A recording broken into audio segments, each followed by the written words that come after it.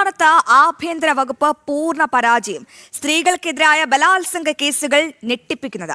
4 വർഷത്തിനിടെ ബലാത്സംഗത്തിനിരയായത് 10,716 സ്ത്രീകളാണ്. 2022 മുതൽ 2025 വരെയുള്ള കണക്കുകളാണ് ഇത്. ലൈംഗിക പീഡന ശ്രമങ്ങളും നാണിപ്പിക്കും വിധം ഉയർന്നു.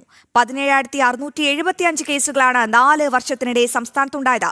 ജനം ബ്രേക്കിംഗ് വിവരങ്ങളുമായി പ്രശാന്ത് ശങ്കരമംഗലത്ത് ചേരുന്നുണ്ട്. പ്രശാന്ത്, എന്തൊരു നാണക്കേടാണ്! സ്ത്രീപക്ഷം, സ്ത്രീ സമത്വം, സ്ത്രീ സുരക്ഷയെന്ന വാചാലരാകുന്ന സംസ്ഥാന സർക്കാർ സ്ത്രീ സുരക്ഷയിൽ നാണം കെടുന്നൊരു കാഴ്ചയാണ് കാണാൻ സാധിക്കുന്നത്. എന്തൊക്കെയാണ് ഏറ്റവും പുതിയ കണക്കുകൾ? എങ്ങനെയാണ് ഈ കണക്കുകളെ നോക്കിക്കാണാൻ കഴിയുക? പ്രശാന്ത്.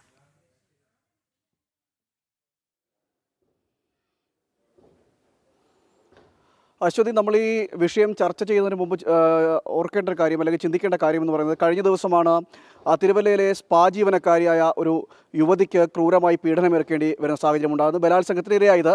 അത് മറ്റൊന്ന് എന്ന് പറയുന്നത്, ആ ബലാത്സംഗം നടത്തിയത് എന്ന് പറയുന്നത്, അതിന് കാരണം എന്ന് പറയുന്നത് ഗുണ്ടാപ്പിരിവ് കൊടുത്തില്ല എന്ന കാരണം പറഞ്ഞുകൊണ്ടാണ് ഈ യുവതിയെ ബലാത്സംഗം ചെയ്തത്. അതായത് ഒന്ന്, ഒരു യുവതിയെ ബലാത്സംഗത്തിന് ഇരയാക്കുന്നു.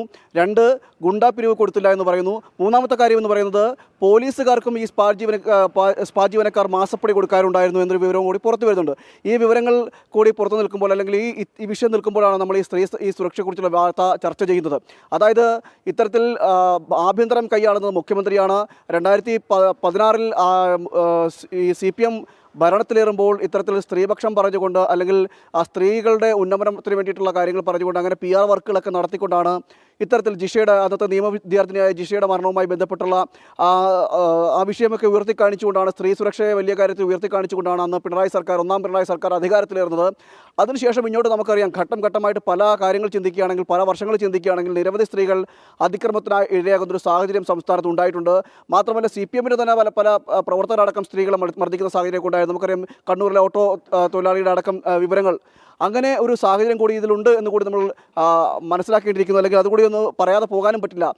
ഇത് എന്ന് പറയുന്നത് 2022 തൊട്ടുള്ള 25 വരെയുള്ള ഒരു കണക്കുകളാണ് നമ്മളെ ഞെട്ടിപ്പിക്കുന്നത്. അതായത് നമ്മൾ എടുത്തിരിക്കുന്ന കണക്കുകൾ എന്ന് പറയുന്നത് കേവലം അതായത് ഈ ബലാത്സംഗവും സ്ത്രീ പീഡനവും അടക്കമുള്ള ലൈംഗിക പീഡനങ്ങൾ അടക്കമുള്ള കേസുകൾ മാത്രമാണ് എടുത്തിരിക്കുന്നത്. അതാണ് ഏറ്റവും ആ കേസുകൾ മാത്രം ചർച്ച ചെയ്യുമ്പോൾ ഉണ്ടാകുന്ന കണക്കുകൾ എന്ന് പറയുന്നത്. 10,716 സ്ത്രീകൾ സംസ്ഥാനത്ത് 2022 മുതൽ 25 വരെയുള്ള കാലഘട്ടത്തിൽ ബലാത്സംഗത്തിന് ഇരയായിട്ടുണ്ട് എന്നതാണ് അതിൽ നമുക്ക് വ്യക്തമാകുന്നത്. അതിൽ 2022 2,518, 2023 2,562, 2024 2,901, 2025 2,735 എന്നിങ്ങനെയാണ് ഈ കേസുകളുടെ ഒരു കണക്കുകൾ നമുക്ക് പരിശോധിക്കുമ്പോൾ മനസ്സിലാകുന്നത്.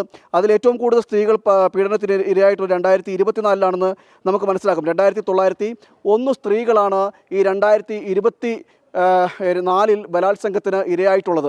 മറ്റൊരു കാര്യം എന്ന് പറയുന്നത്, സ്ത്രീ പീഡനങ്ങളുടെ കണക്ക്, ലൈംഗിക പീഡനം അടക്കമുള്ള സ്ത്രീകളെ ശാരീരികമായി ഉപദ്രവിക്കുന്ന അടക്കമുള്ള ലൈംഗിക പീഡനങ്ങളുടെ ഒരു കണക്ക് കൂടിയുണ്ട്. അതുകൂടി പരിശോധിക്കുമ്പോൾ അതും വലിയ സംഖ്യയാണ് നമുക്ക് മനസ്സിലാക്കാൻ കഴിയുന്നത്. ഏകദേശം 12,000-നടുത്ത് ഇത്തരത്തിലുള്ള കേസുകൾ ഉണ്ടായിട്ടുണ്ട്. അതിൽ 2022 4,940, 2023 4,816, 2024 4,286, 2025 പോയ വർഷം 3,363 എന്നിങ്ങനെയാണ് കണക്കുകൾ. അതും ഈ കണക്കുകൾ പോകുന്നത്. അതും 2022 അവിടെ ഏറ്റവും കൂടുതൽ സ്ത്രീകൾ പീഡനത്തിനിരയായിട്ടുള്ളത്. 4,940 അതാണ് കണക്കുകൾ പോകുന്നത്. ഇനി മറ്റ് കണക്കുകൾ കൂടി നമുക്ക് പരിശോധിക്കുകയാണെങ്കിൽ അത് വലിയ സംഖ്യ, ഇതിനേക്കാൾ ഉയരും സംഖ്യകളെന്ന്. അതായത് ഭർത്തൃ വീട്ടിലുണ്ടാകുന്ന സ്ത്രീകൾക്കെതിരായിട്ടുള്ള ആക്രമണങ്ങൾ, സ്ത്രീകളെ ആക്രമിക്കപ്പെടുന്നത്, മറ്റ് പൊതുയിടത്തിൽ സ്ത്രീകളെ ആക്രമിക്കപ്പെടുന്നത്, മറ്റ് അങ്ങനെയുള്ള സ്ത്രീകളുടെ അതിക്രമത്തിനിരയാകുന്ന കണക്കുകൾ കൂടി പരിശോധിച്ച് കഴിഞ്ഞാൽ ഈ സംഖ്യ ഇവിടം കൊണ്ടൊന്നും നിൽക്കില്ല. വലിയൊരു സംഖ്യകൾ നമുക്ക് മനസ്സിലാക്കാൻ കഴിയും. കേവലം നമ്മൾ പരിശോധിക്കുന്നത് 2022 മുതൽ 2025 വരെ പോയ വർഷം വരെയുള്ള കണക്കുകളാണെന്ന് ഓർക്കണം. ആ കണക്കുകൾ ഓർക്കുമ്പോഴാണ് ഇത്തരത്തിലുള്ളൊരു വലിയ സംഖ്യ ഉണ്ടാകുന്നത് എന്നതാണ് ഏറ്റവും എടുത്തു പറയേണ്ടത്. നമുക്കറിയാം, പലപ്പോഴും സംസ്ഥാന സർക്കാർ, പിണറായി സർക്കാർ പറയുന്നത് തങ്ങൾ സ്ത്രീപക്ഷ നിലപാടുകൾ സ്വീകരിക്കുന്ന സർക്കാരാണ്, സ്ത്രീകൾക്ക് അനുകൂലമായി നിലപാട് സ്വീകരിക്കുന്ന സർക്കാരാണെന്ന് പറയുന്നു. പിങ്ക് പോലീസും അതോടൊപ്പം തന്നെ വനിതാ പോലീസ് സ്റ്റേഷനും അടക്കമുള്ള സംവിധാനങ്ങൾ സ്ത്രീകൾക്ക് വേണ്ടി ഒരുക്കുന്നു. ഇങ്ങനെയുള്ള സംവിധാനങ്ങളൊക്കെ ഒരുക്കുമ്പോഴും സ്ത്രീ പീഡനങ്ങൾക്കോ സ്ത്രീകൾ അതിക്രമത്തിന് ഇരയാകുന്നതിനോ യാതൊരു കുറവും വന്നിട്ടില്ല എന്ന് വേണം നമുക്ക് മനസ്സിലാക്കേണ്ടിയിരിക്കുന്നത്. അതാണ് ഈ കണക്കുകൾ. ഈ കണക്കുകളെല്ലാം സർക്കാർ ഔദ്യോഗികമായി പബ്ലിഷ് ചെയ്ത കണക്കുകൾ സംഖ്യകളാണ്. അതുകൊണ്ട് തന്നെ നമ്മൾ തെറ്റായിട്ട് എഴുതി ചേർക്കുന്ന കണക്കുകളല്ല അതുകൂടി എടുത്തു പറയേണ്ടിയിരിക്കുന്നു. അതുകൊണ്ട് തന്നെ നമുക്ക് പറയാം, ഇത്തരത്തിൽ വലിയ രീതിയിലുള്ളൊരു സ്ത്രീ പീഡനങ്ങൾ നടക്കുന്നു, സ്ത്രീകൾ ബലാത്സംഗത്തിന് ഇരയാകുന്നു. സംസ്ഥാന സർക്കാരിൻ്റെ പിടിപ്പുകേടാണെന്ന് തന്നെ പറയേണ്ടി വരും. കാരണം ഇത്തരത്തിൽ കേസുണ്ടാകുമ്പോൾ ഇത് ആഭ്യന്തരം കൈയാളുന്നത് മുഖ്യമന്ത്രിയാണ്. മുഖ്യമന്ത്രി കീഴിലുള്ള ആഭ്യന്തര വകുപ്പുകളാണ് ഇത്തരത്തിലുണ്ടാകുന്നത്. നമുക്കറിയാം, തിരുവനന്തപുരത്ത് തന്നെ പെരൂർക്കടയിൽ ഒരു യുവതിയെ മോഷണ ശ്രമത്തിൻ്റെ പേരിൽ 24 മണിക്കൂറാണ് പോലീസ് സ്റ്റേഷനിൽ പിടിച്ചിരുത്തി പോലീസ് ഉദ്യോഗസ്ഥർ തന്നെ മാനസികമായിട്ട് പീഡിപ്പിക്കുന്ന ഒരു സാഹചര്യമൊക്കെ ഉണ്ടായിട്ടുള്ളത്. അങ്ങനെ ഒരു സാഹചര്യം കൂടി നിലനിൽക്കുകയും ചെയ്യുന്നു. സംസ്ഥാനത്ത് അതായത് ആഭ്യന്തര വകുപ്പ് പൂർണ്ണമായിട്ടും പരാജയപ്പെട്ടു പോകുന്ന സാഹചര്യമുണ്ട്. നമുക്കറിയാം, പലപ്പോഴും രാത്രി നടത്തം അടക്കം നടത്തിക്കൊണ്ട് CPMന്റെ വനിതാ നേതാക്കളടക്കം തിരുവനന്തപുരത്ത് രാത്രി നടത്തം നടക്കാറുണ്ട്. അങ്ങനെ സ്ത്രീപക്ഷ നിലപാട് സ്വീകരിക്കുന്ന സർക്കാരാണെന്ന് നിരന്തരം പറയാറുണ്ട്. അത്തരത്തിലൊക്കെ പറയുമ്പോൾ മുഖ്യമന്ത്രിയായാലും ശരി, മുഖ്യമന്ത്രിയുടെ വാർത്താ സമ്മേളനത്തിലും മറ്റ് മന്ത്രിമാരടക്കമുള്ളവർ അവരവരുടെ വാർത്താ സമ്മേളനങ്ങളടക്കം ഇത്തരത്തിൽ സ്ത്രീപക്ഷ നിലപാടുകൾ സ്വീകരിക്കുകയും പല കാര്യങ്ങളിലടക്കം ആ സ്ത്രീപക്ഷ നിലപാടുകൾ ഉയർത്തിക്കാണിച്ചുകൊണ്ട് അവർ മുൻനിരയിൽ നിൽക്കുന്ന സാഹചര്യമൊക്കെ ഈ സംസ്ഥാനത്തുണ്ട്. അപ്പോഴാണ് ഇത്തരത്തിലുള്ള കണക്കുകൾ നമ്മൾ പരിശോധിക്കുമ്പോൾ മനസ്സിലാക്കുന്നത്, ഇത്തരത്തിൽ സ്ത്രീകൾ ബലാത്സംഗത്തിനിരയാകുന്ന സംഖ്യകൾ വലിയ കണക്കുകളാണ് അത് പുറത്തു വരുന്നത്. വലിയ ഗൗരവത്തോടു കൂടി തന്നെ കാണേണ്ട വിഷയം തന്നെയാണ്. കാരണം എന്തുകൊണ്ട് ഇത്തരത്തിൽ വലിയ സംഖ്യകൾ ഉണ്ടാകുന്നു, അത് പോലീസിൻ്റെ തന്നെ പിടിപ്പുകേടാണെന്ന് നമുക്ക് മനസ്സിലാക്കിയിരിക്കും.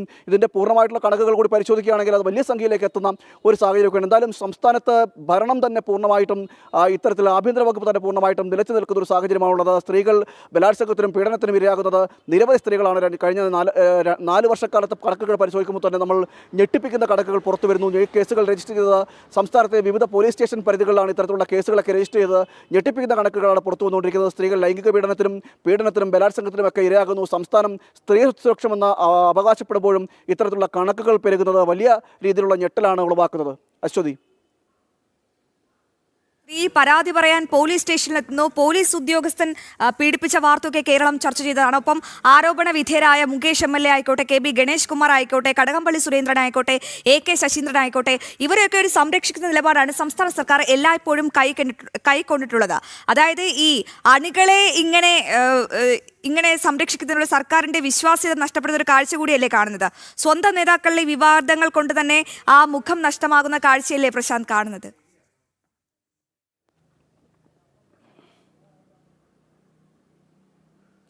അശ്വതി, അതിലൊരു കാര്യമുണ്ട്. കാരണം ഇത്തരത്തിൽ സ്ത്രീപക്ഷ നിലപാടുകൾ ഉയർത്തിപ്പിടിക്കുന്ന ഒരു വലിയ രാഷ്ട്രീയ പ്രസ്ഥാനമാണെന്നാണ് CPM അവകാശപ്പെടുന്നത്. പലപ്പോഴും നമുക്കറിയാം, പല കാലഘട്ടങ്ങളിൽ പലപ്പോഴും ഇവരുടെ എല്ലാം പ്രസ്താവനകൾ ഇത്തരത്തിൽ സ്ത്രീപക്ഷ നിലപാടുകൾ ഉയർത്തിപ്പിടിക്കുന്നതാണ്. പക്ഷേ സ്വന്തം പാർട്ടിയിലെ അണികൾ സ്ത്രീകൾ ആയിട്ടുള്ളവർ പരാതി നൽകുമ്പോൾ, പീഡിപ്പിക്കപ്പെടുമ്പോൾ ഈ സ്ത്രീപക്ഷ നിലപാടുകളൊന്നും കാണാറില്ല എന്നാണ് നമുക്ക് മനസ്സിലാക്കാൻ കഴിയുന്നത്. P ശശി ആയാലും ശരി, PK ശശി ആയാലും ശരി, അങ്ങനെ ഇങ്ങോട്ട് മുകേഷും കടകംപള്ളി അടക്കമുള്ളവരെല്ലാം ആ പേരിൽ ആരോപണങ്ങൾ വന്നിട്ടുണ്ടെങ്കിലും അവരെല്ലാം പാർട്ടിയിൽ നിന്നും സജീവമാണ്.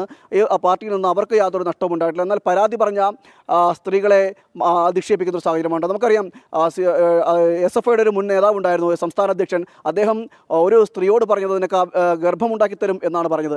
അത്തരത്തിൽ പറഞ്ഞൊരു നേതാവ് ഇവിടെ ഉണ്ട്. അതും ഈ സ്ത്രീപക്ഷ നേതാവ് പറയുന്ന അങ്ങൊരു നേതാവാണ്. CPMന്റെ തന്നെ വിദ്യാർത്ഥി പ്രസ്ഥാനത്തിലുണ്ടായിരുന്ന നേതാവ്, സംസ്ഥാന സെക്രട്ടറി ആയിട്ടുള്ള നേതാവ്. ആ നേതാവിൻ്റെ ഭാഗത്താണ് ഇത്തരത്തിലുള്ള അവിഹിത ഗർഭം ഉണ്ടാക്കി തരും എന്നതടക്കമുള്ള വാക്കുകൾ വന്നത്.